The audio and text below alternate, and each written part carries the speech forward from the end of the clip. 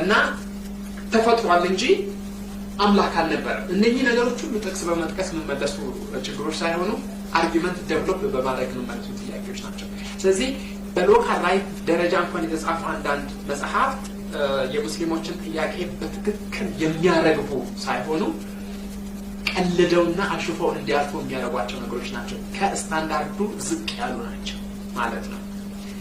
on the one hand የሙስሊሞቹን እንቅስቃሴ በተመለከተ ነገሮችን ስናይ እነሱ በጣም እየበረቱ ናቸው እና nowadays በኢትዮጵያ ውስጥ ሙስሊሞች ድንጋይ አንስተው ሰው ከመፍለጥ ይልቅ በንግግር ወደ ማመኑ መጥተዋል። ሰውን ከመግደል ይልቅ በሊትሬቸር መግደልን እያወቁ መጥተዋል።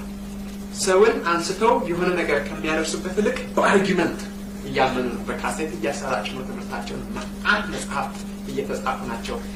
በሎካል ራይተርስ እየተጻፉ ናቸው። ከውጭ ሀገር ደግሞ እየገቡ ነው ወደኛ ሀገር። በእንግሊዝኛም ይገባሉ። የገቡቱ ደግሞ እንግሊዝኛ ማንበብ ለማይችሉ ሰዎች በከፍተኛ ፍጥነት ኦቨርናይት እንኳን ተተርጉሞ ማተሚያ ቤት ገብተው መሰራጩ መጽሐፍት አሉ። ቮሊዩማቸው በጣም ትንንሽ ነው። 50 ገጽ፣ 100 ገጽ፣ 95 ገጽ፣ 80 ገጽ፣ ግን በጣም መዓት ናቸው። በጣም ብዙ ናቸው።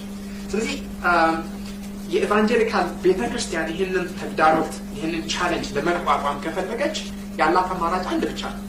ለህዝቧ እሁድ እየቆመች መስበክ ብቻም ሳይሆን ስራዬ ነው ብለው ይህንን ነገር ዲፌንድ የሚያደርጉ ሰዎችን ማበረታታት መቻል አለበት። ስራዬ ነው ብለው ደግሞ ይህንን ዲፌንድ የሚያደርጉ ሰዎች they need resource, they need money.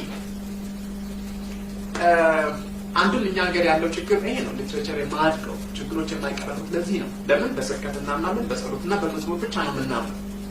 ኦኬ ያ የተወሰነ ደረጃ ሊረዳን ይችላል። ችግሮቻችን በዚህ ብቻ ሊቀረፉ አይችሉም። ስለዚህ እኔ እንደማምነው ከሆነ ከኛ በላይ ከወንጌላውያን አብያተ ክርስቲያናት በላይ ሙስሊሞች በጣም እየሰሩ ነው የራሳቸውን ወንጌል ለማሰራጨት። እኛ ደግሞ በከፍተኛ ፍጥነት ወደ ኋላ እየቀረን ያለንበት ጊዜ ነው። በጣም ያስፈራል። ለምንድን ነው የሚያስፈራው? ሙስሊሞች በሙግት ማመን ጀምረዋል፣ በሊትሬቸር ማመን ጀምረዋል። ስለዚህ በቃ ወደ አይዲያ ዎር ውስጥ እየገባ ነው ማለት ነው። so it's a kind of civilized battle I can say